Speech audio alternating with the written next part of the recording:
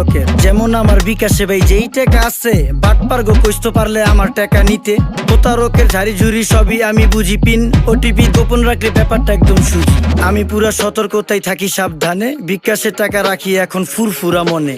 ফেসবুকে লিংক দিছে এঞ্জেল সাদিয়া, দেখি নাই ভাবিয়া করিলাম ক্লিক যখন বিশ্বাস করিয়া, সাথে সাথে ব্লক দিয়া গেল টাকা সব নিয়া। 3 মাস পাগল ছিলাম, এখন আমি দেউলিয়া। ফেক লিঙ্ক ফেক আইডি চিনতে হবে বাইডি, ঘরে বসে আয় করুন ভুগি চুগি কথাটি। ভুয়া ভুয়া অফার আছে, অফারের ভিতরে ব্যাপার আছে, ব্যাপারের ভিতরে ভাত, পা দিলেই মাথায় হাত।